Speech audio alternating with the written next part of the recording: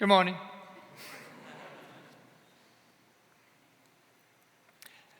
My name is Loyd Allen. I am glad to be here.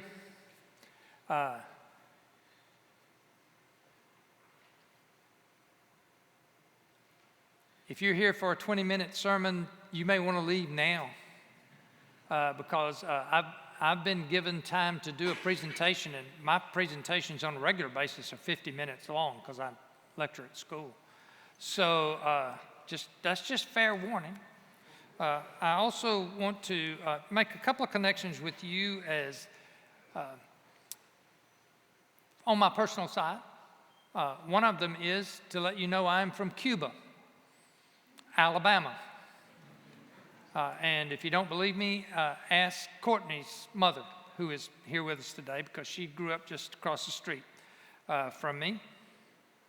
And I've also been invited for a particular purpose. I've been asked by your staff to do a teaching sermon on pilgrimage as a spiritual practice. This is related to that series of sermons on the theme of journey, and in preparation for a 10-day trip to the Holy Land later this year that some of your members will take. Are there any of those who are going to go on that trip in the group today? Raise your hand if you're going on that trip, so I have enough folks I'll be speaking to both groups. Sometimes I'll be speaking more directly to those who are going on that 10-day trip, and at other times I'll be speaking more generally about the notion of pilgrimage as a spiritual discipline. I want to say first about pilgrimage as a spiritual discipline that it is an ancient Christian practice. By the way, folks who aren't Christian also practice it. Buddhists, Jews, Hindus, Muslims use this spiritual practice, as all of those groups also have forms of prayer that they use. But this is a way of helping to, in the process of becoming conformed to the image of Christ for the sake of the world and others, which is just a one-liner definition of spiritual formation. I want to say a little bit about the history of it. Before I talk about the history, which is put up here on the screen right now, I want to give you just a sense of why you haven't heard this before. For 1,500 years, the Christian tradition developed ways of practicing things that help them be close to God. And so there is a rich tradition of which pilgrimage is one of these practices that has been around, as you can see from this screen, since the 300s. Actually, it's earlier than that, because if my text today, which I will not read for you, but you are welcome to go to, is Luke 2:41 through 51, and it's the story of Jesus, Mary, and Joseph going up to Jerusalem when he's about 11 or 12. And he goes into the temple, which is the great central sacred space in their faith. And when they go back home, he stays. And they don't miss him for what, 3 days? What kind of parents are those? But anyway, that's a whole nother sermon. But when they go back for him, he said, "Don't you know I belong here? Don't you know I need to be in my Father's house?" Something has happened to this child in that experience. And it happened on the pilgrimage to Jerusalem when Jesus stayed for a while in a sacred space, and he came to know something about himself, about God, about his faith that he had not known before. So I guarantee you, when he goes back to Nazareth with mom and dad, where it says in obedience, he went back to, when he goes back to Nazareth, he is a changed person. That is what pilgrimage is about. Leaving home, going to a sacred space, being fully present there, and then returning home transformed.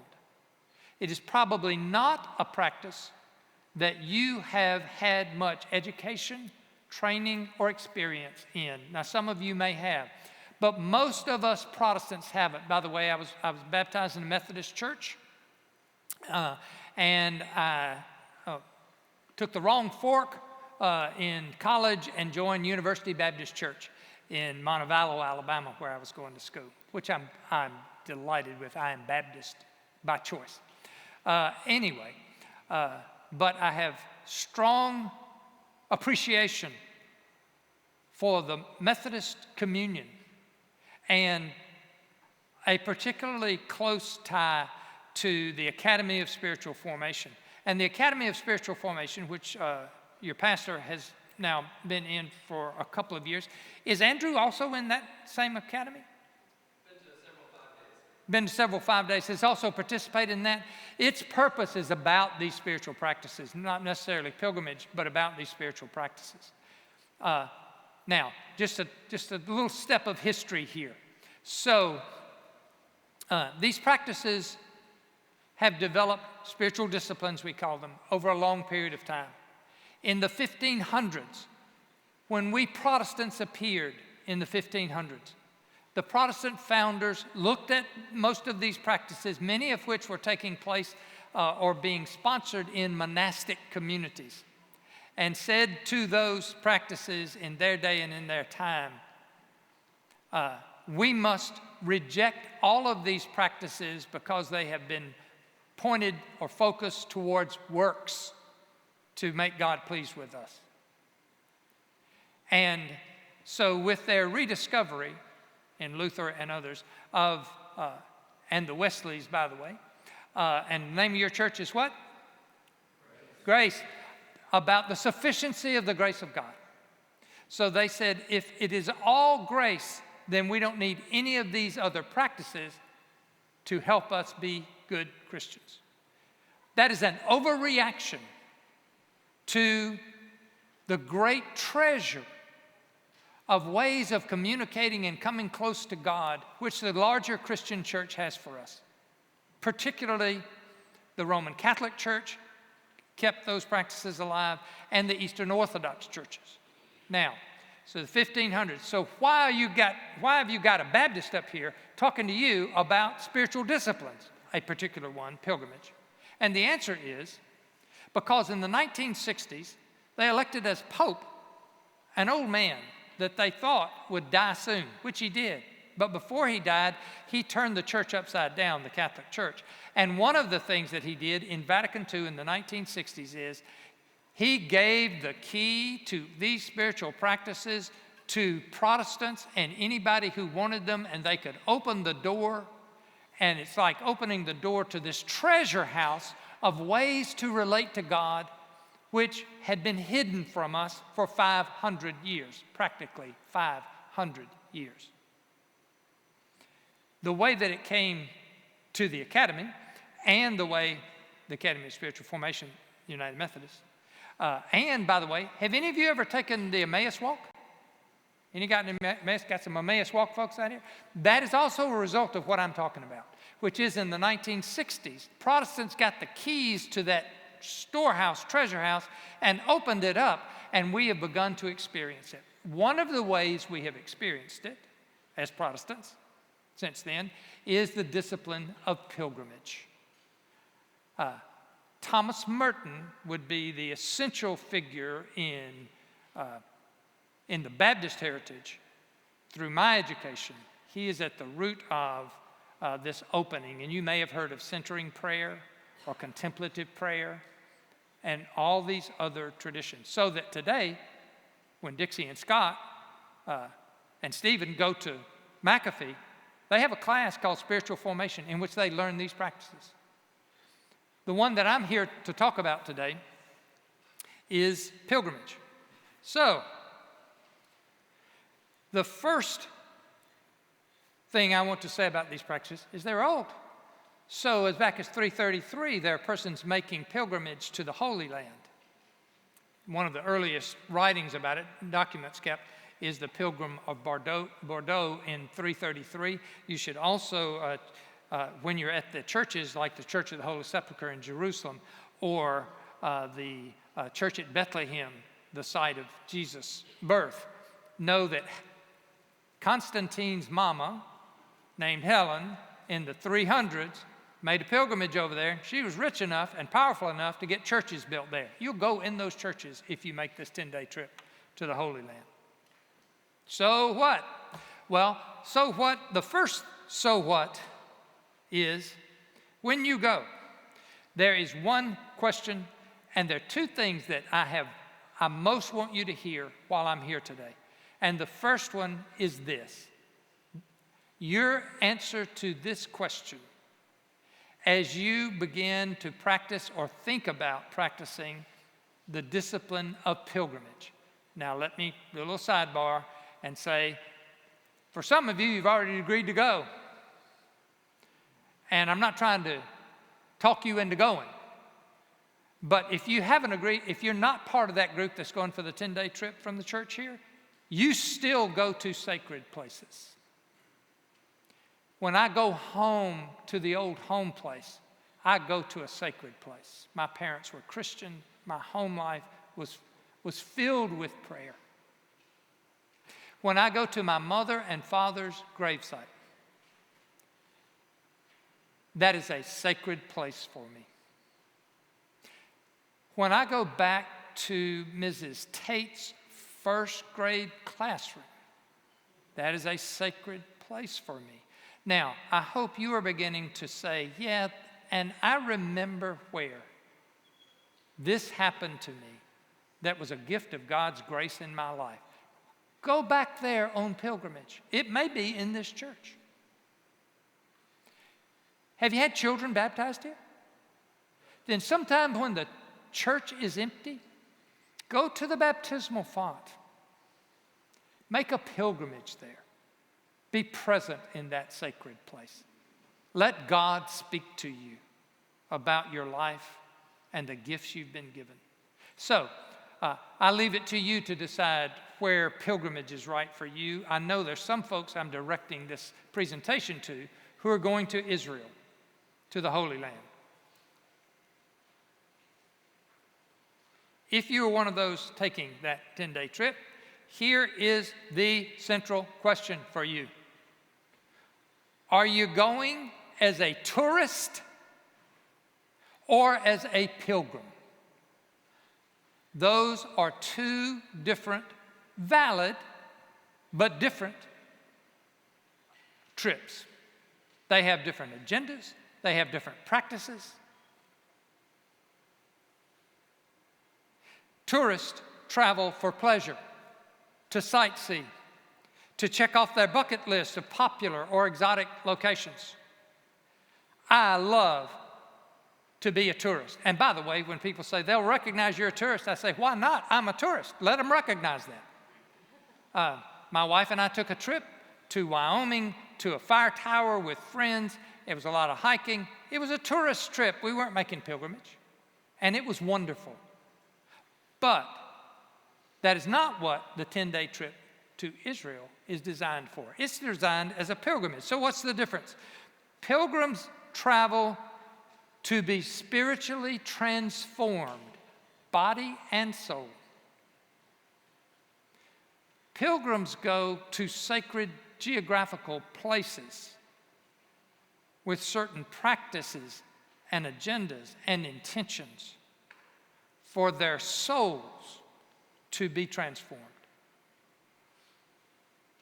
A pilgrimage is an outer geographical journey that makes lasting changes to the geography of our souls, God willing. Pilgrimage is a type of archetypal journey where the outward experience reorders an inward reality. A pilgrim does something on the outside world that aligns the inside world with a universal reality. And I spell reality on my notes here with a capital R-E-A-L-I-T-Y. There is a capital, all caps letters, reality that exists that we have some experience of. If you are a Christian, then you know that is there. Pilgrimage is a way of connecting with that reality, the Christ in us. By the way, this happens in ways I cannot explain to you. If it has happened to you, you can put some words on it, but you can't explain it fully. So, when Will Goatley returned, a pastor returned from a trip, on a pilgrimage that I was with him on, and after he'd been back about 2 weeks, he emailed the other 19 folks who were on the pilgrimage with us, and he said, I'm having a problem. I'm back in my church, and people say, Pastor, how was the trip to Israel? And he said, and I don't know what to say to them. He said, I give them an answer. I say, it was great. It was really nice. And he said, but whatever answer I give, I realize deep within that I haven't scratched the surface of what the trip was for me, by the way. And so he said, how do y'all get at what really happened to us? And the answer to that, at least part of the answer to that, I'm trying to convey to you. If pilgrimage goes deep, it goes beneath your words, which is why it's a spiritual discipline. It's not a study. It's not about learning it. It's about being in it. So it is the one thing I'm trying to convey about pilgrimage is it happens at a level of our personalities that is beneath our ability to know up here. It is not a little like, it's a lot alike. It's a lot like, how do you know you really love him, my daughter Claire? How would you know? And you can't answer it. Well, you can answer it, but you know you're not getting at it. Okay? So pilgrimage is a practice that moves us deeper than our heads can understand. There are such things in the world.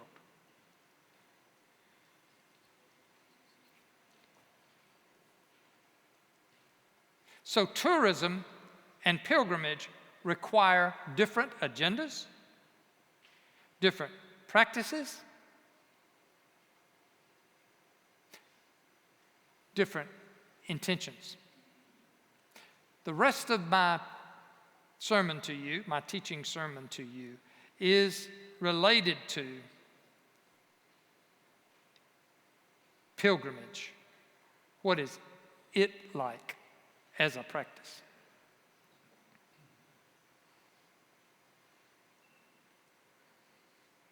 But keep that first question in mind as we go along.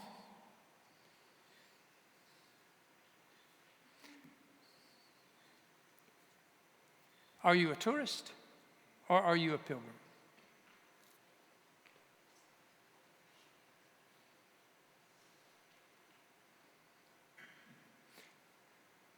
The pilgrim journey is I'm going to describe the pilgrim journey. It is a circular homegoing. You leave home, that would be here, to go there, in this case, to the Holy Land, which is also your home, with a capital H, because everybody who is a baptized Christian in the sound of my voice has a home where Christ is, where Jesus lived. Jesus is at the core of your home and your homegoing. When God wanted to reveal to us that capital R reality, God came in a particular person at a particular time in a particular place. You can't meet the physical person. He exists in a time we cannot get to, but we can still go to the place. That's why pilgrimage is so powerful, because you can connect to God's full revelation in Jesus in a particular person at a particular time, and you can go be in the particular place. That's pilgrimage. What happens there is three main parts that should be up here on this. Yep. The first part is you leave here. You go away from here, home. You go to a sacred place, geographical place. Some places, this is Celtic language, some places are called fen places. Those are places where the veil between the spiritual realities and the physical realities are really thin. The places you will go on pilgrimage to the Holy Land have proven to be that kind of place through the centuries. They are bathed in prayer. They're bathed in holy intention. And they have been shown to be classical places where the veil is thin. That is not to say God isn't everywhere, but it is to say there are some places where that reality is easier to access, or it is easier for that reality to access you, would probably be more appropriate. And then from that home, capital H, sacred place, you come back to this home, here. And when you come back here, you are transformed. So this place is transformed. So when you take 10 folks out of this congregation to a pilgrimage to Holy Land, when they return, this place will be different if they have experienced pilgrimage.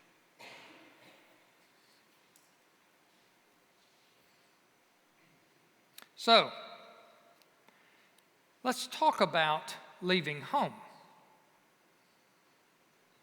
Pilgrims leave home. So, if you go on pilgrimage, after having answered, I'm going as a pilgrim, not a tourist, then the next question is, what will you leave behind? What will you leave at home until you return? Because pilgrims and the pilgrim spiritual discipline suggest to you to leave everything except your core essence as a child of God here. Just let it go for a while. It'll be here when you get back. Don't take it with you. What is he talking about? Well, I'm talking about status first. I don't know who you are in your own mind. Are you Pastor Wade? He's going, right? Is Wade going? Don't know. Are you going? Andrew's going. It's Andrew, right? Andrew's going. What's your job here, Andrew? He's worship arts director. The worship arts director does not go on pilgrimage. The worship arts director stays home. Andrew goes on pilgrimage. I tell my students, call me Dr. Allen when I'm teaching you, because that is who I am in this classroom and it matters. But I just need you to know, when I go home tonight and I put on my pajamas and I crawl in bed with Libby Allen, Dr. Allen does not get into bed. You get the joke. The worship director doesn't go on the trip. The banker doesn't go on the trip. The mother doesn't go on the trip. The father doesn't go on the trip. The rich man doesn't go on the trip.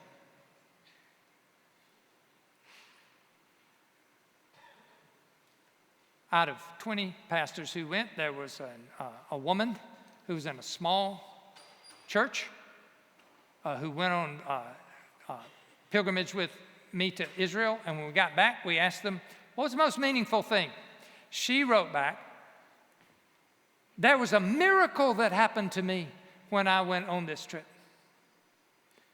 She said, the miracle was that I spent 2 weeks with 19 other pastors. They were all pastors who went. And she said, and to this day, I could not tell you the attendance at one of their churches or the budget at one of their churches or how many they're running in Sunday school. That's because they didn't take that with them. They left it at home. When you go on pilgrimage, ancient pilgrims, medieval pilgrims, used to all wear the same clothes. So they have a t-shirt and jeans, I guess. So they'd all look alike so you wouldn't know who was rich and poor. But let that be your intention from here. And you have to intend it individually to let it go. By the way, what's the easiest way to carry this home, this world with you over there? What am I reaching for? The first 3 or 4 years I did pilgrimages, in the evening the Pilgrims would sit out at picnic tables. They'd buy a bottle of wine for each table, and they'd just sit there and watch the sun go down over the Sea of Galilee and talk to each other. And they didn't know each other when they went. By 2008, 2009, those tables were empty. Where were those pilgrims?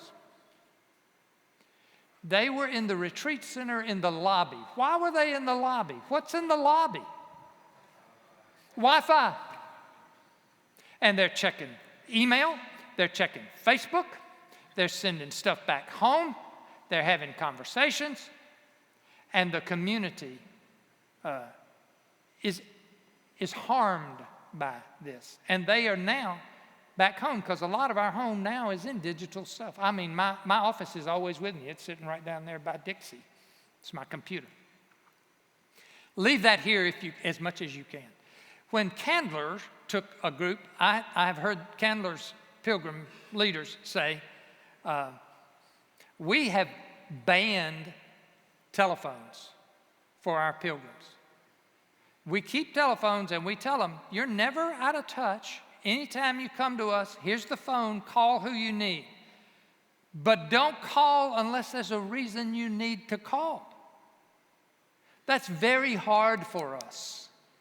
If you're going on pilgrimage somewhere, whether it's to your hometown or whether it's to Israel, to the Holy Land, you have to be really intentional about leaving that, about leaving home, so that you don't carry all those filters with you. Now, the second thing that pilgrims do after leaving home behind is, this is that three-part thing I introduced. The second thing is they become fully present in sacred spaces. I'm walking around because in my mind, I've got home here, I left it, I go to the sacred space. They go to a sacred space. That is, I'm going to spend most of my time talking about being fully present in sacred spaces.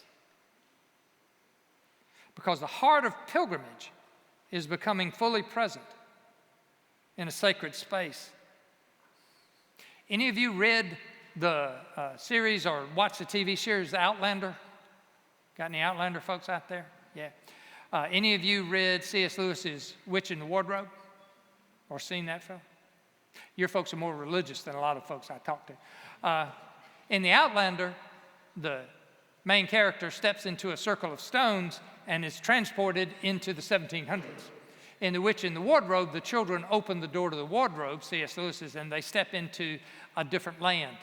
When you go to sacred spaces, you are, with your holified, sanctified imagination, striving to allow yourself to be fully present in Bethlehem, where Jesus was born, in Galilee, where he came on shore and grilled fish after he was resurrected. I had a pastor who went, and when I asked him, one of the pilgrims who went, and when we're asking, what was your most powerful experience? He said, I got up early one morning, just as sun was dawning. And the place where the fish traditionally were on the edge of the sea, where this is the story about Peter saying, do you love me? Jesus asking Peter, do you love me? You know I love you. You remember he came there in that event? And he said, I got up early in the morning. We were close enough. And he said, I'm a good swimmer. So I swam to the site as the sun came up. And I came up out of the sea like Peter coming up out of the sea. And I sat at the stone and I said, feed me, Jesus. Feed me, risen Christ. He was fully present in that space.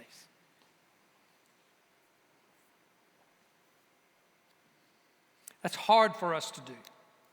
Modern tourists, are you a tourist or a pilgrim?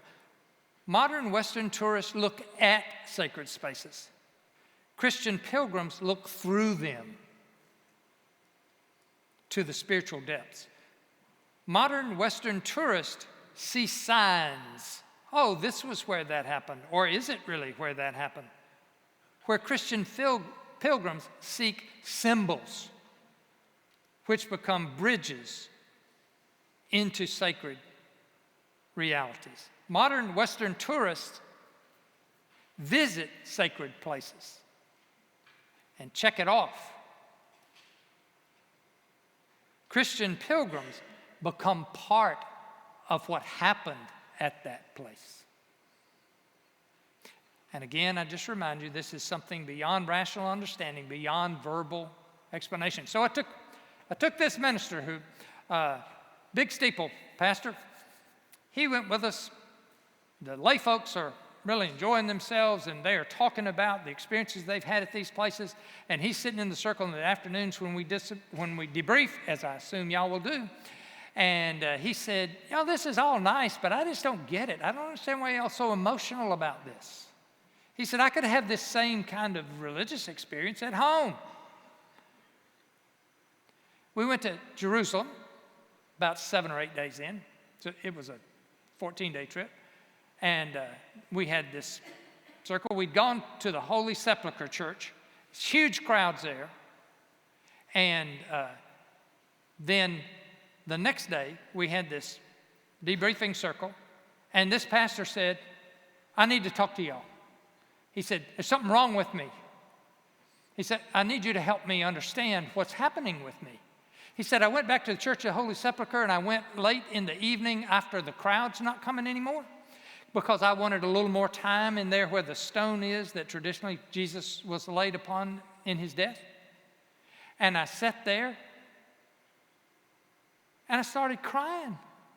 And he said, I just wept and wept. What is wrong with me? And we said, welcome to the pilgrimage. Because he had finally stopped and just been there. And by the way, if you could be there, were you there when they laid him in the tomb? He was there when they laid him in the tomb. And he didn't, and it wasn't he understood it. It was that Christ reached out to him.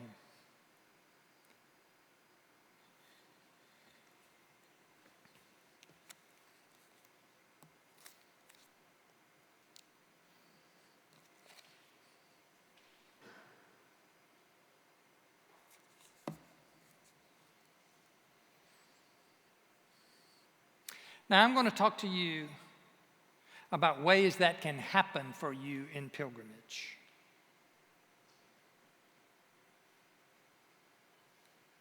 Ways that you can be present in sacred space. It's never automatic. It's always a gift of God.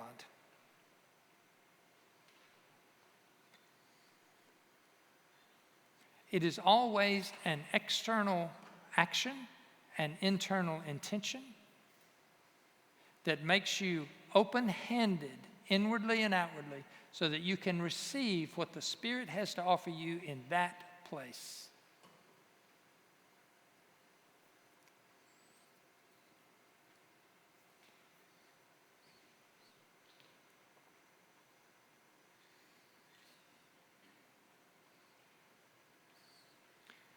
This is the second most important, in my mind, it's the second most important thing about what I'm talking about. The first one was, you going as a tourist, you going as a pilgrim? If you answer, I'm going as a pilgrim, then the second most important thing I can say to you is, then can you be quiet? Can you keep silence? That is another part of the ancient Christian spiritual tradition that we Protestants, especially we modern Protestants, have lost.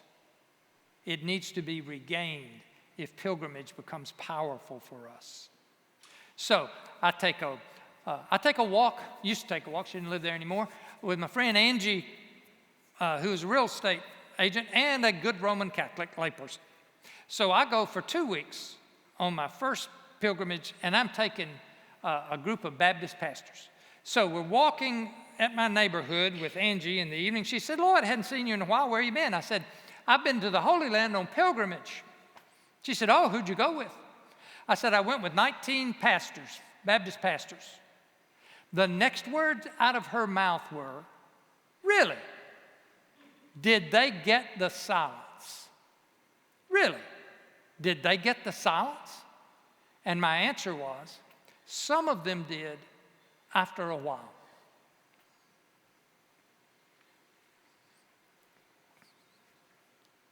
What do ministers do? What do laypersons do? What do tourists do? Even tourists who call themselves pilgrims, when they step into a sacred place. Here's a hint. What do? They take pictures. They probably take 200 or 300 pictures. I'm talking about in the first 20 minutes. They take a picture of everything.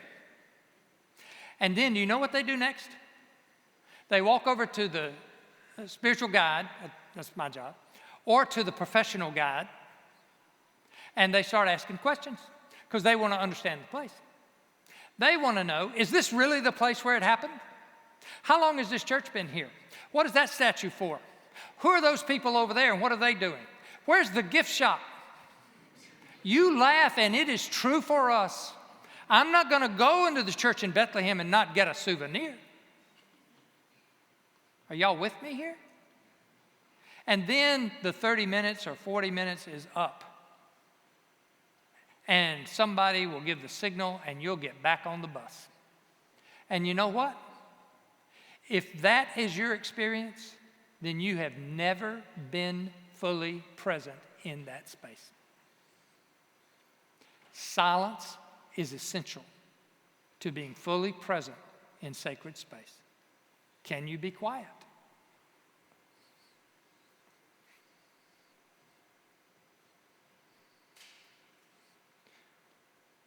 Kallistos Ware, Greek Orthodox priest, has a little one-sentence line about this kind of prayer, and he says, when you pray, you yourself must be silent. Let the prayer speak. And your prayer may be being present in the place, not talking about it, not even talking about it to God. Make room for silence in your pilgrimage. This slide on the right, which you can't see, but at the bottom on those rocks is a figure in blue who is sitting in silence where Peter swam up on the beach to eat the fish when Jesus was resurrected. On the left is not a sacred space. On the left, at this end, close to you, is one pilgrim on the left and another pilgrim on the right, and they are looking out from their retreat center at the sun coming up on the Sea of Galilee, where Jesus walked on the sea. Because they made it their intention to get up every morning before breakfast and before things started for the day, and to go sit with a cup of coffee and be silent. And they invited anyone else to come who wanted to come. They said, you are welcome to come with us, but don't sit with us if you've got to talk. We want to sit there, drink our coffee, and watch the sun come up over the Sea of Galilee. They are practicing silence. That made their experience when they went among the crowds that day to Capernaum, to the synagogue where Jesus met Jairus on the beach. That made that a deeper experience for them. Practice silence.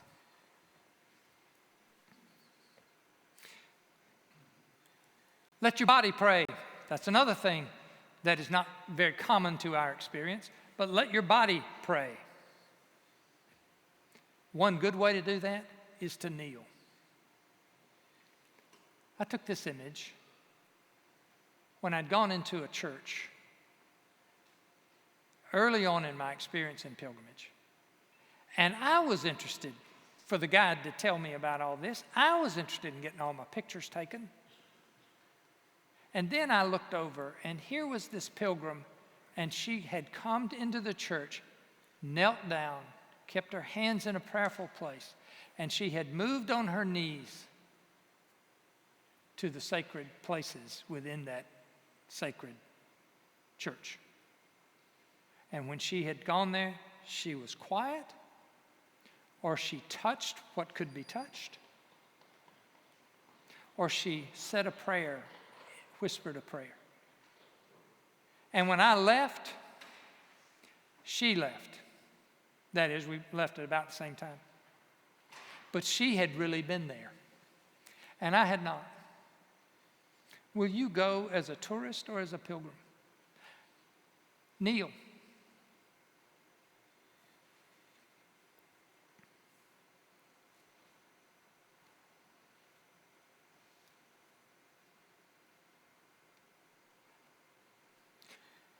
Touch. Use your hands to touch these sacred places. Not everything can be touched, but there'll be a sign if you can't touch it. But in this one where some were taking pictures and some were kneeling, that's the rock on the Mount of Olives where Jesus prayed, "Not my will, but thine." And so our pilgrims knelt around that and placed their hands on the rocks and held their silence. They are praying without words, but they are praying. And they are tactily touching. If you were Eastern Orthodox, you would kiss it. But Mama and them didn't teach us to touch or kneel or kiss or be quiet. Bless their hearts, they taught us some wonderful things. But these are practices open to you from the larger Christian tradition over time. And I invite you, will you be a pilgrim or will you be a tourist?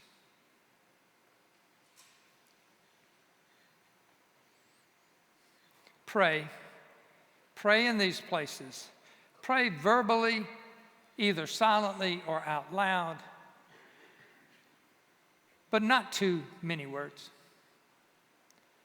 Prayers like, Christ, who was present in this land, what would you have me know in this place where you were born, or where you died, or where you performed miracles, or where you did the Sermon on the Mount? What would you have me know?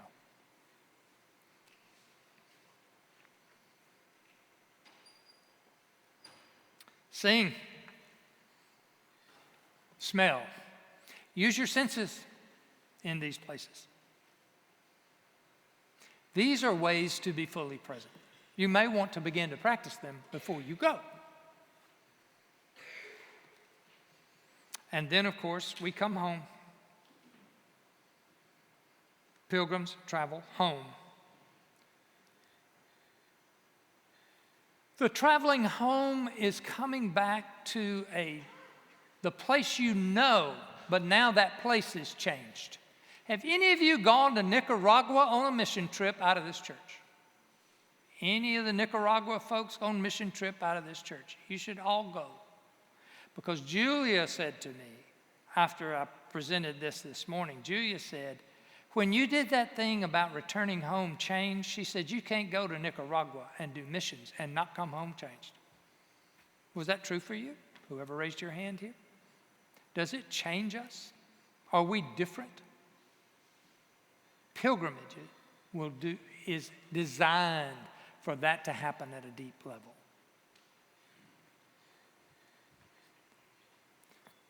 By the way, if you are traveling home, I invite you to do another spiritual discipline while you're on the trip. Write it down. Write down your experiences, not necessarily while you're in the sacred space, but very soon after. Take a pen or a pencil and write it out by hand. Take a journal and fill the journal in on that day and time, because these experiences are so subtle. They are often like dreams. If you don't go ahead and get it down, you may forget it as you head into the busyness of the trip. Now, when you're on the way home, you have the journal already. On your way home, read back through. Pray your way back through. Ask yourself, how have I changed? What will I be different? How will I be different? And then out of that being different, how will I live differently? Because if you've been close to Jesus on pilgrimage, Jesus will change your life. I'm going to repeat that because I'm not sure we believe it. If you get close enough to Jesus to see him, it will change your life.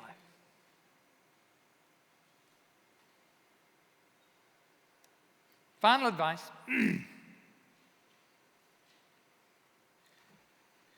are 4 pictures here. And the first one is, the political situation in Israel is horrendous. The Israeli-Palestinian conflict is everywhere. As you experience that, it is distracting from Holy Land pilgrimage.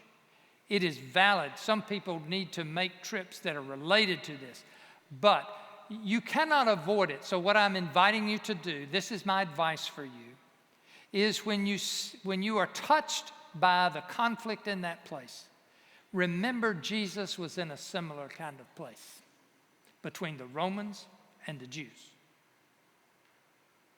And try to see what you see happening through the eyes of Jesus.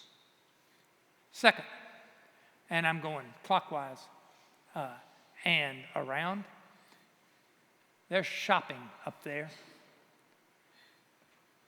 Shopping is a huge distraction for us. So just this simple. Intend to shop when the guide takes you to the big place to shop. Don't visit every little gift shop at every site. You will lose 10 or 15 minutes shopping for stuff you can find later at the other place. You only have 20 to 40 minutes at any place. Use all of it for your spiritual, prayerful purposes. I recommend for you to bring souvenirs home, to use them on your altar as you pray. I recommend for you to take pictures. I advise you to be careful and balanced about both those practices. Rest, that's my wife and I sleeping on a bench using our shoulders as pillows, because it's tiring. So don't try to go all the time. So when it's at night and they say, let's go back down to, say, no, I'm going to stay home and get a good night's sleep, and I might write in my journal a little bit. This is a rare opportunity for you who go on pilgrimage to use your time for that and not for something else. You won't have this opportunity, probably, many more times, if any. Let it be prayer time for you. And finally, I have a quote from one of your ministers, Dixie, who said to me in the email, quote, "It will end, as I mentioned before, with a 10-day pilgrimage to the Holy Land for the purpose of continued discernment, practicing spiritual disciplines in the places Jesus walked, and, plain old fun," end quote. I hope you have fun. That's at the Dead Sea that I took that picture. And I hope you have fun. But what I'm advising you is to recognize and balance the fun part with the pilgrimage part. Now, until you go, one more slide. Until you go, I suggest you practice pilgrimage as often as you can, and a great place to do that is right over here on the corner at a labyrinth that you have, because a labyrinth is built as a spiritual discipline on the basis of the discipline of pilgrimage. You go up to the opening to the labyrinth, and you leave home. You leave all your stuff. You leave your dentist appointment. You leave the deal you're making this afternoon. You leave the classroom stuff you're in. You leave the argument you had with your teenage daughter the night before. This is personal stuff for me. And you leave all that behind when you step into the labyrinth and begin your pilgrimage. You walk around and you don't have to figure out where to go. It'll take you directly to the center. The center is the sacred spot. What do you do there? Just be there. I often just stand there with my hands open and try not to think about anything other than, God, give me what you will. And then when I feel like it's right, I go back and I walk back out of the labyrinth. I'm making the journey home. And on my way back, I think to myself, did God have anything for me at that time? And sometimes it's no. You just had a little quiet, which is nice. And then when I get out of the labyrinth, I sometimes ritually just reach down as if I'm picking up all my stuff. I teach school. Those faculty meetings I got to go to. That class I got to grade papers for. I pick up all that stuff and go with it. But I'm changed a little bit by that practice. So, walk the labyrinth. Practice silent prayer. Journal daily now. Read scripture regularly related to the sacred spaces on your itinerary. And those are good practices for every person alive, because life is a pilgrimage. And every morning, if you take a little time, you are pausing wherever your prayer place is for a little sacred space. You know where that is for you. Or if you don't know, you should find one so that your life may be transformed. Now, I'm done. I'm over time.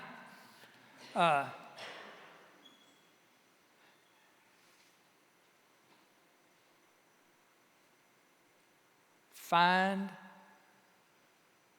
ways and places, perhaps a pilgrimage, certainly a pilgrimage you've already planned and you paid for to go to Holy Land, to get closer to the Christ you already know in a way you haven't gotten close before. So y'all, go in peace to love and serve the Lord. Amen.